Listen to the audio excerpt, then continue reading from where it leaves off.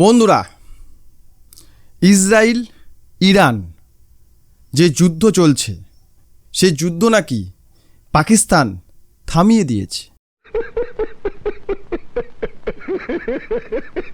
এটা ততটাই হাস্যকর কথা যতটা এক বিকলাঙ্গ, যার ধরুন দুটো পাই নেই, তাকে বলা হলো তুমি ওই অবস্থায় ম্যারাথনে দৌড়াও। বলেন কি? যদিও বর্তমানে টেকনোলজি উন্নত হয়েছে, আর্টিফিশিয়াল পা লাগিয়ে দৌড়ানো সম্ভব, কিন্তু তাকে কোনো সুবিধাই দেওয়া হলো না, বলল তুমি দৌড়াও। ব্যাপারটা এইরকম। আর এটা নিয়ে বাংলাদেশিদের মনে, সেই সঙ্গে কিছু ভারতীয় স্বার্থপর রাজনৈতিক নেতাদের মনেও উৎফুল্লতা সৃষ্টি করেছে।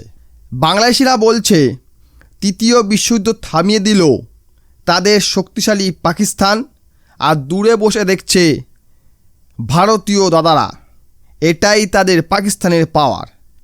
তৃতীয় বিশ্বযুদ্ধ থামাচ্ছে পাকিস্তান, দর্শকের আসনে বসে দেখছে ভারত। আর ভারতীয় স্বার্থপর রাজনৈতিক নেতারা কি বলে বেড়াচ্ছে, ভারত যদি বিশ্বের চতুর্থ শক্তিধর দেশ, তাহলে তারা কেন এই যুদ্ধে কোনো নাক গলালো না, তারা কেন এটাকে থামানোর চেষ্টা করলো না, যেখানে হরমুজ প্রণালী বন্ধ হওয়ার দরুন বিশ্বব্যাপী তেলের সংকট দেখা দিয়েছে, গ্যাসের সংকট দেখা দিয়েছে। তাহলে ভারত কেন ইন্টারফেয়ার করলো না? আচ্ছা, চীন কি কোনো ইন্টারফেয়ার করেছে? চীন কোনো এই নিয়ে কোনো কথা বলেছে? কেন বলেনি? সেটা নিয়ে কেউ কথা বলছে যে চীন কেন কথা বল? চীন হচ্ছে বিশ্বের দ্বিতীয় শক্তিধর দেশ, সে অর্থনৈতিক এবং সামরিক উভয় দিক থেকেই। চীন কেন চুপচাপ দর্শকের আসনে বসে দেখছে? চীন রাশিয়া থেকে তেল কিনছে, ভারত রাশিয়া থেকে তেল কিনছে। এই যে কিছুদিন আগে আমরা শুনছিলাম আমেরিকা নাকি ভারতকে 1 মাসের আলটিমেটাম দিয়েছে, 1 মাস সময় দিয়েছে, এই 1 মাস সময় ভারত রাশিয়া থেকে তেল কিনতে পারে। আপনার কি মনে হয় ভারত এই 1 মাস ধরেই কিনবে নাকি এখনও কিনছে? 1 মাস সময় তো অতিক্রান্ত হয়ে গিয়েছে। তাহলে আপনার এখানে বা আমাদের এখানে যত পাম্প রয়েছে, এই পাম্পে কি এখনও তেলের জন্য হাহাকার দেখতে পাচ্ছেন? আমাদের এখানে যে গ্যাসের সংকট দেখা দিয়েছে, মানে গ্যাস আমরা পাচ্ছি না, আজ প্রায় 50 দিন হয়ে গেল আমি সিলিন্ডার পাইনি, এটা কিন্তু পুরোটাই আর্টিফিশিয়াল সংকট তৈরি করা হয়েছে। যে কোনো ব্যবসাদার যখন দেখে আমার সেরকম প্রফিট হচ্ছে না, তখন সে কিন্তু একটা সংকট তৈরির চেষ্টা করে, যাতে সেই সংকট কাটিয়ে ওঠার জন্য মানুষ প্যানিক বাইং করে, মানুষ ভয় পেয়ে বেশি করে ক্রয় করা শুরু করে এবং ডিমান্ড হঠাৎ করে বেড়ে যায় এবং জিনিসের দামটাও বেড়ে যায়, ব্যবসায়ীর লাভ হয়। এখানে গ্যাস নিয়েও ঠিক সেম কীর্তি হচ্ছে। আর এটা নিয়েও বহু রাজনৈতিক দল মাঠে নেমে পড়েছে যে দেখো গ্যাস নেই, সরকার কি করছে, আঙুল চুষছে। অপরদিকে পাকিস্তানের প্রশংসায় পঞ্চমুখ হয়ে গিয়েছে এই সকল নেতা এবং বাংলাদেশিরা। তারা বোধহয় ভুলে গেছে ভারত দালালি করে না, ভারত কারোর দালাল নয়, ভারত কারোর কথাই শোনে না। সে রাশিয়া হোক, চায়না হোক বা আমেরিকা হোক, ব্রিটেন হোক, ফ্রান্স হোক, এনিওয়ান। ভারত নিজের স্বার্থ দেখে, ভারত দেখে কোনটা তার পক্ষে ভালো হবে, সুইটেবল হবে, সেই স্টেপই নেয়। যখন ইউক্রেন রাশিয়া যুদ্ধ লাগলো, আমেরিকা বারবার ভারতকে ধমকি দিচ্ছিল স্যাংশন লাগিয়ে দেবো, তেল কেনা বন্ধ করো, ভারত বন্ধ করেছিল। তাহলে এখন কেন বন্ধ করবে? এই যে হরমুজ প্রণালীকে ব্লক করে দেওয়া হয়েছে শুধুমাত্র তেলের দামটাকে বাড়িয়ে দেওয়ার জন্য। আর মিডল ইস্টে যে সকল দেশ যারা সবচেয়ে বেশি ক্ষতিগ্রস্ত হয়েছে, তাদের ইনফ্রাস্ট্রাকচার নষ্ট করে দেওয়া হয়েছে, তাদের ব্যবসা বন্ধ হয়ে গেছে প্রায়, সে সকল দেশ কষ্ট পাচ্ছে। আর এই কষ্ট দেখে বহু লোকের বুক ফেটে যাচ্ছে। শোনা গো, আমার খুব কষ্ট হচ্ছে বলো। যে সকল সুবিধাবাদী ভারতীয়রা ভাবছেন ভারত হেরে গেছে এবং পাকিস্তান জিতে গেছে, তারা হয় সত্যটা জানেন না, আর নয় তারা নাটক করছেন। কারণ পাকিস্তান একটা ভিখারি, যে কিনা সর্বদাই সবার কাছে ভিক্ষা চেয়ে বেড়ায়। ভিক্ষা যাদের রাষ্ট্রীয় পেশা, তারা এইরকম একটা কাজ করতে পারে। তারা মিডিয়েশন করতে গিয়েছিল ইসরায়েল এবং ইরান যুদ্ধের, কিন্তু হাস্যকর বিষয় হলো তারা আমেরিকাকে ডেকেছে। আমেরিকার সঙ্গে এই যুদ্ধের কোনো লিঙ্ক নেই। আমেরিকাকে এই যুদ্ধে টেনে এনেছে ইসরায়েল, কারণ ইসরায়েল জানে সে একা যদি অ্যাটাক করে পুরো দোষ তাদের ঘাড়ে গিয়ে পড়বে, তাই তারা আমেরিকাকে ডেকে নিয়ে এসছে। আমেরিকা যদি এই যুদ্ধে ঝাঁপায় তাহলে চায়না এবং রাশিয়া ডাইরেক্ট অ্যাটাক করতে আসবে না। শুধু যদি ইসরায়েল ঝাঁপায় তাহলে এরা ডাইরেক্ট অ্যাটাক করতে সাহস পেত, কিন্তু যেখানে আমেরিকা রয়েছে সেখানে তারা ডাইরেক্ট অ্যাটাক করার সাহস দেখাবে না, কারণ তখন আমেরিকা ফুল ফোর্সেই দুটো দেশকেও অ্যাটাক করে বসবে, ফলে তৃতীয় বিশ্বযুদ্ধের সূচনা হবে এবং বিশ্ব সংকটে পড়বে। তাই ইসরায়েল আমেরিকাকে টেনে এনেছে এবং আমেরিকাকে পাকিস্তান ডেকে এনেছে যুদ্ধ থামানোর জন্য, কিন্তু ইসরায়েলকে আনেনি। ইসরায়েলকে as a country Pakistan recognise করে না। যেখানে ইসরায়েল নেই, মেন যুদ্ধ শুরু কার সঙ্গে? ইসরায়েলের সঙ্গে। ইসরায়েল হচ্ছে যুদ্ধের সূচনা ঘটিয়েছিল। ইসরায়েল এক্সপ্যান্ড করতে চায়, তারা গ্রেটার ইসরায়েল বানাতে চায়, তাই তারা যুদ্ধ করে। আবার এই ইসরায়েল কিন্তু আমেরিকাকে পরিচালনা করে, তাই আমেরিকা বাধ্য হয়ে ইসরায়েলের সঙ্গ দেয়। এবং আপনি দেখবেন কেউ যদি ভুল করেও ইসরায়েলকে ক্রিটিসাইজ করে, আমেরিকাও তাকে ক্রিটিসাইজ করে, তারা করতে বাধ্য। ইসরায়েল হলো আমেরিকা মিডল ইস্টের, তাকে কেউ ছুঁতেও সাহস পায় না। যে ইরান মিসাইল মেরেছে ইসরায়েলকে ক্ষতিগ্রস্ত করেছে, এর অনেক গুণ বেশি, কয়েক গুণ বেশি ইরানের ক্ষতি হয়েছে। এখন ইরান বলছে কি হরমুজ প্রণালী বন্ধ করে এখান থেকে টোল তুলব, সেই টাকায় আমরা নিজেকে রিপেয়ার করব।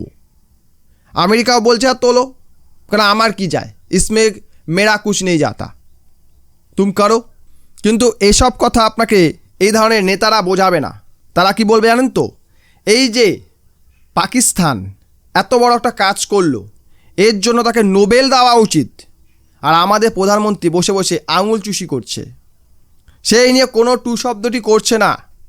সে নাকি বিশ্বগুরু হওয়ার স্বপ্ন দেখে। বিশ্বের জাপান তো অনেক উন্নত হয়ে গেছে। জাপানকে দেখেছেন কখনো নাক গলাতে এইসব ব্যাপারে? চায়না তো অনেক ডেভেলপ করে নিয়েছে। চায়নাকে এই যুদ্ধ নিয়ে কিছু বলেছে? কেন বলেনি? কারণ চায়না জানে যুদ্ধে জড়িয়ে যাওয়া মানে নিজের আর্থিক বৃদ্ধিকে মন্থর করে দেওয়া, যুদ্ধে জড়িয়ে যাওয়া মানে নিজের পায়ে নিজে কুড়োল মারা। ইসরায়েল যারা এই যুদ্ধটা সূচনা করেছে তারা প্রত্যেকে সেফ জায়গায় রয়েছে, তাদের সিটিজেনকে তারা সেফ জায়গায় রেখেছে, আমেরিকায় রেখেছে, ইউকেতে রেখেছে, যেখানে সেফ তাখানে রেখে দিয়ে তারা যুদ্ধ করছে। তাই ইসরায়েলে কোনো ভয় নেই। ভারত 140 কোটি জনসংখ্যার দেশ, এবং এখানে যদি কোনোভাবে কোনো হামলা হয়, সেটা পরমাণু হামলা হোক বা যে কোনো ছোটোখাটো হামলা হলেও ক্ষয়ক্ষতি অনেক বেশি হবে, জনজীবন বিপন্ন হবে। তাই ভারত কখনোই ইসরায়েল হবে না, তারা বারবার নিজেকে যুদ্ধে জড়াবে না। আর বর্তমানে এই যুদ্ধ নিয়ে পাকিস্তানের মিডিয়েশনের ব্যাপারটা পুরোপুরি হাস্যকর ব্যাপার। পাকিস্তান এটা কেন করেছে? যদি এটা নিয়ে কোনো লাভ না হয়, কারণ এটার কোনো সমাধান বেরোয়নি, কোনো এগ্রিমেন্ট হয়নি, এর কোনো সমাধান বেরিয়ে আসেনি, তাহলে পাকিস্তান এটা করলো কেন? কেন পাকিস্তান এটা করলো? একটাই কারণে, তাদের ওপর ইউএই 3.5 বিলিয়নের স্ট্যাম্প লাগিয়ে দিয়েছে। মানে ইউএই 3.5 বিলিয়ন পাকিস্তান থেকে চেয়েছে, সেটা এপ্রিল মাসেই তাকে দিতে হবে। এই টাকা তারা পাবে কোথায়? তারা যদি এই যুদ্ধ নিয়ে একটু নাক না গলায়, তারা আমেরিকাকে বলবে কি করে আমাদের কিছু টাকা দাও। ভিক্ষারির ভিক্ষা চাওয়া অভ্যাস, তাই তারা ভিক্ষা চাওয়ার জন্য কোনো রাস্তা বার করবেই। এবং বাংলাদেশি যারা আছে তারা বিশ্বের এমন একটি জাতি যারা কোনো কিছুই করে না, তারা নিজেদের মধ্যেই মারামারি করতে ব্যস্ত।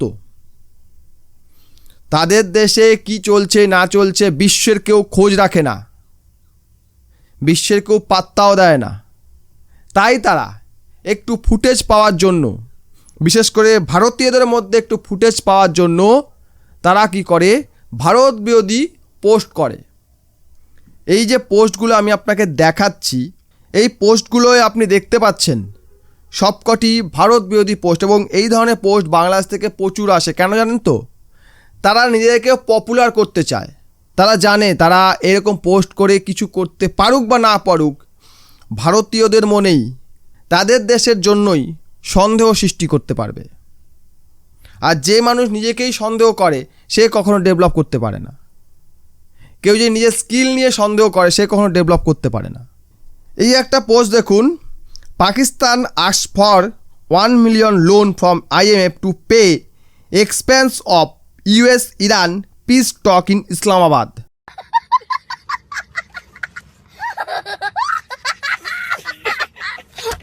অকাত দেখিয়ে দিয়েছে পাকিস্তান। এই যে ইসলামাবাদে পাকিস্তান এত কিছু করলো, আমেরিকাকে ডাকলো, ইরানকে ডাকলো, ডেকে একটা সমঝোতা করানোর চেষ্টা করলো, এই জন্য তারা $1 million চেয়ে বসলো, কেন খরচ হয়ে গেছে দিতে হবে। এই হচ্ছে পাকিস্তান। তারা মানুষের নাকি সাহায্য করে, মানুষের নাকি হেল্প করে, বিশ্বে নাকি তৃতীয় বিশ্বযুদ্ধ থামিয়ে দিচ্ছিল। বিশ্বের তৃতীয় বিশ্বযুদ্ধ হবে না। এই যুদ্ধ খেলাটা আমেরিকা খেলতে ভালোবাসে। বিগত 50 বছর ইতিহাস খুঁজে দেখুন, আমেরিকা কোথাও না কোথাও যুদ্ধে ইনভলভ, বিশেষ করে মিডল ইস্টে তারা ইনভলভ হয়ে আছে। কেন? তারা বিশ্বের মধ্যে একটি ভয় সৃষ্টি করতে চাইছে যে তোমাদের কাছে যদি যুদ্ধাস্ত্র না থাকে, সামরিক সরঞ্জাম না থাকে, তাহলে তোমাদের বিপদ। তাই তোমরা ওগুলো আমাদের কাছ থেকে কেনো, তারা আমরাই সবচেয়ে ভালো বানাই, ওটা আমাদের কাছ থেকে কেনো। এবং যুদ্ধের সরঞ্জাম বিক্রি করেই আমেরিকার মোটা টাকা আয় হয়। এবং ভারতীয় কিছু মিডিয়া এই ধরনের খবর ছাপছে, শান্তির বৈঠকে পাক চালে সন্ত্রাসীর ভোতা, উদ্বিগ্ন দিল্লি। পাকিস্তানের নাকি এই বৈঠকের ফলে তাদের মান সম্মান ফিরে এসছে। ভাবা যায়, পাকিস্তানের মতো দেশের মান সম্মান ফিরল এই বৈঠকের ফলে। সেটা ছাপছে ভারতীয় সংবাদ মাধ্যম। আর দেখুন, বহু ভারত বিরোধী মানুষজন এই ধরনের পোস্ট করছে, ইসলামাবাদ টিটি বা টক্স হিসাবে ইতিহাসে চলে গেল। এটা নয়াদিল্লি বা মুম্বাই বা সিমলা বা কলকাতাও হতে পারত। কেন? নিজের পোতে বাস কেন নেব? এখন যদি ভারতের কোনো শহরে এই ধরনের মিটিং হতো, ইসরায়েল বলতো, শালা ওখানে তোমরা পিস টক করতে গেছো, দে বোম মার। পৃথিবীতে কেউ কারো পার্মানেন্ট বন্ধু নয়, পার্মানেন্ট শত্রু নয়। ইসরায়েল যদি মনে করে ভারতকে গিয়ে বোম মারো, মারতেই পারে। তারা কারো পরোয়া করে? তারা কাউকে মারতে ভয় পায়? তারা জানে ইরান আমাদের মারবে, তবু তারা ইরানে হামলা করেছে। তারা কি ভয় পায়? তারা কি ভেতো বাঙালি? তারা ভিতর ডিম নয় তো, তারা তো মারবেই। সেটা আমরা কেন বাস নেব? কোনো প্রয়োজন আছে বাস নেওয়ার? এবং vice president, US vice president JD Vance কি বলছেন, তাদের সাথে কোনো এগ্রিমেন্ট হয়নি, কোনো সমঝোতা হয়নি ইরানের সঙ্গে। তাহলে মিটিংয়ের দরকার কী ছিল? এবং হবে না সবাই জানে, কারণ ইসরায়েল এখানে প্রেজেন্ট নেই। এখানে ইসরায়েল নেই, সেখানে এইসব করে লাভ কী? এবং আমেরিকা তো সেটাই বলবে যেটা ইসরায়েল চাইবে, এবং ইরান কখনো সেটা মেনে নেবে না। ওদিকে খোয়াজা আসিফ, যে কিনা ডিফেন্স মিনিস্টার পাকিস্তানের, সে কি বলছে, the Muslim world should recognise the India and Israel as is true and long term enemies, and all Muslim countries should come together and stand united against them. এই ধরনের বক্তব্য ছুঁড়ে মারলে সেই দেশে গিয়ে কেউ কখনো পিস টক করবে? এই ধরনের পোস্ট দেখতে পাবেন পুরো আকাশে শক্তি প্রদর্শন করে ইরানের গভীর থেকে শীর্ষ নেতাদের কড়া নিরাপত্তা ইসলামাবাদে নিয়ে আসলো পাকিস্তান। খুব পাওয়ারফুল হয়ে গেছে পাকিস্তান, আমাদের ভয় লাগছে। বালের দেশ বাংলাদেশ আর ফকিরদের দেশ পাকিস্তান, তাদের নিয়ে আবার গর্ব সেটা করছে ভারতীয়রা। আশ্চর্য। এই ব্যাপারে আপনার মতামত কমেন্ট বক্সে জানিয়ে যাবেন। ভিডিওটি ভালো লাইক করে দেবেন, বন্ধুদের সাথে শেয়ার করবেন এবং আমার চ্যানেলটি সাবস্ক্রাইব অবশ্যই করে দেবেন। ভিডিও দেখার জন্য অসংখ্য ধন্যবাদ।